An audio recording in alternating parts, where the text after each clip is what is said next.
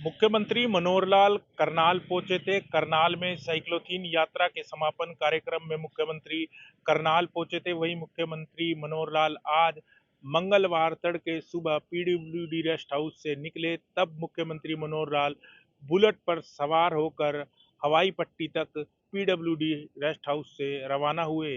मंगलवार का दिन पहले से ही मुख्यमंत्री मनोहर लाल ने साइक्लोथीन यात्रा की जब करनाल से शुरुआत की थी, तब मुख्यमंत्री ने मंगलवार को कार फ्री डे रखने का आह्वान किया था, जिसके बाद कहीं ना कहीं मुख्यमंत्री मनोहर लाल खुद आज बुलेट बाइक पर सवार होकर पीडब्ल्यूडी रेस्ट हाउस से जो हवाई पट्टी तक बाइक चलाते हुए नजर आए। तमाम अधिकारी और पार्टी के कई नेता भी इस यात्रा में बाइक की यात्रा करते हुए नजर आए। मुख्यमंत्री का कहना है कि एक दिन ऐसा होना चाहिए जिस दिन कहीं ना कहीं जो कम से कम कार लोग चलाए, क्योंकि भीड़ जो है कहीं ना कहीं कारों के कारण काफ़ी ज़्यादा होती है।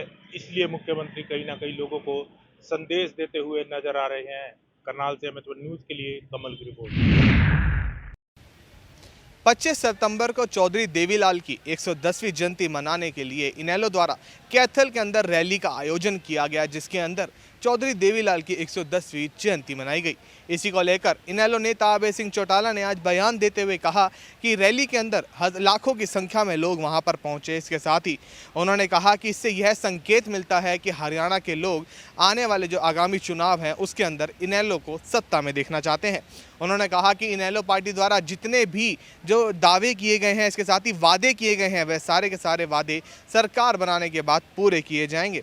आपको बता दें कि इसके साथ ही उन्होंने सरकार पर भी आरोप लगाते हुए कहा कि जिस प्रकार 25 सितंबर से धान की जो खरीद प्रदेश भर के अंदर शुरू की गई, उसको लेकर भी उन्होंने बोलते हुए कहा कि ये सरकार ने एक चाल चली थी जिससे कि लोग उनकी रैली तक ना पहुंचे। इसके साथ ही उदय भान का जिस प्रकार बयान सामने आया था जो प्रधानमंत्री नरेंद्र मोदी और हरियाणा के मुख्यमंत्री मनोहर लाल के लिए था, इसको लेकर भी उन्होंने बोलते हुए कहा कि इस प्रकार का बयान प्रदेश अध्यक्ष को शोभा नहीं देता। कैमरामैन अमर के साथ मृदुल यादव, एमचन न्यूज़, चंडीगढ़। फरीदाबाद की मंडियों में धान और बाजरे की फसल लेकर किसान अब पहुंचना शुरू हो गए हैं। साथ ही साथ मंडियों में भी मंडी प्रशासन की तरफ से तमाम तैयारियां पूरी कर ली हैं। वहीं आपको बता दें, धान की फसल की जहां खरीद सरकारी खरीद जो है वो 2200 रुपये तय की गई है, तो वहीं बाजरे की फसल के लिए सरकारी रेट 2500 रुपये तय किया गया है। वहीं मंडियों के अंदर तमाम व्यवस्थाओं को जो है वो पहले ही प्रशासन द्वारा जो है वो दुरुस्त कर लिया गया है। चाहे मीठे पानी की बात की जाए या बिजली की बात की जाए, और साथ ही साथ अगर बात करें तो तमाम व्यवस्थाओं की जो है वो बात करें तो लगातार तमाम व्यवस्थाओं को मंडी प्रशासन द्वारा जो है वो पूरा कर लिया गया है।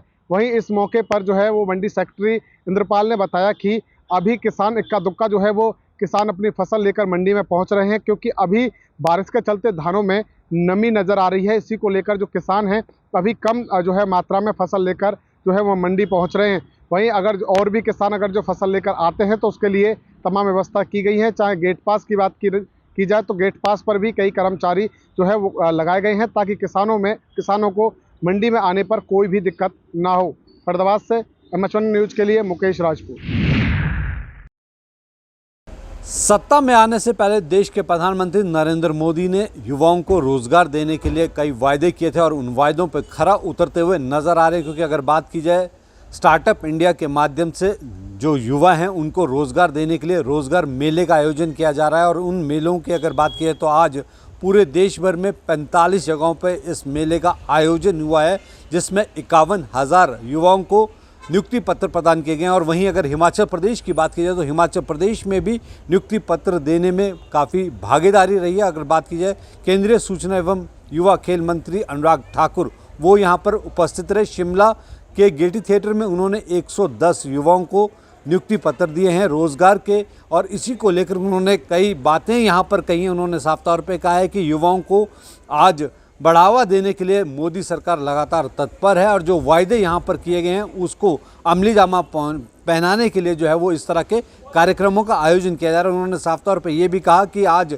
देश में जिस तरह से महिलाओं सशक्तिकरण को लेकर बात की जा रही है, महिलाओं को बल देने की बात की जा रही है, उसको लेकर भी नरेंद्र मोदी की सरकार ने दोनों ही सदनों में लोकसभा और राज्यसभा से जो है वो महिला सशक्तिकरण बिल जो है वो पास किया, जिसके चलते अब राजनीति में महिलाओं की भागीदारी जो है वो बढ़ेगी, जिसके चलते जो है कहीं ना कहीं अब लोकतंत्र के इस पावन मंदिर में भी जो है वो महिलाएं अपनी भागीदारी सुनिश्चित कर सकती हैं। बहरहाल देखने होगा कि जिस तरह से 2024 के लोकसभा की तैयारियों में भाजपा लगातार जुट चुकी है और ये भी कहा जा रहा है कि आने वाले समय में एक बार फिर से देश के प्रधानमंत्री नरेंद्र मोदी बन सकते हैं। इसको लेकर क्या कुछ रुख रहता है जनता का। मैं अपने सहयोगी पुष्पेंद्र चौधरी के साथ सुनील परमार, MHN शिमला। गुरुग्राम के सेक्टर 92 में एक विवाहिता के साथ दुष्कर्म के प्रयास का मामला सामने आया है। सारे होम सोसाइटी की रहने वाली पीड़िता अपने घर पर मौजूद थी। उसी वक्त उसके घर की डोरबेल बजी और सामने विष्णु नाम का गार्ड खड़ा था। मेंटेनेंस के बहाने ये विष्णु नाम का गार्ड इस फ्लैट के अंदर दाखिल होता है और जैसे ही पीड़िता का ध्यान इससे कहीं भटकता है, वैसे ही पीछे से इस विष्णु नाम के आरोपी ने पीड़िता को नीचे गिरा दिया और उसके साथ जबरदस्ती करने का प्रयास किया, जिसके बाद पीड़िता जोर जोर से चिल्लाने लगी और तभी घबराए बदहवास इस गार्ड ने पीड़िता के ऊपर धारदार हथियार से ताबड़तोड़ वार करने शुरू कर दिए। बहरहाल इस पूरे मामले को लेकर गुरुग्राम पुलिस को शिकायत दी है और गुरुग्राम पुलिस ने विष्णु नाम के आरोपी की तलाश तेज कर दी है। RWA प्रेसिडेंट की माने तो विष्णु नाम का यह गार्ड 1 साल से सारे होम सोसाइटी में तैनात था और यह यूपी का रहने वाला है। गुरुग्राम पुलिस ने इसकी तलाश में छापेमारी तेज कर दी है। कैमरामैन जितेंद्र शर्मा के साथ नीरज वशिष्ठ, गुरुग्राम, MH1 न्यूज।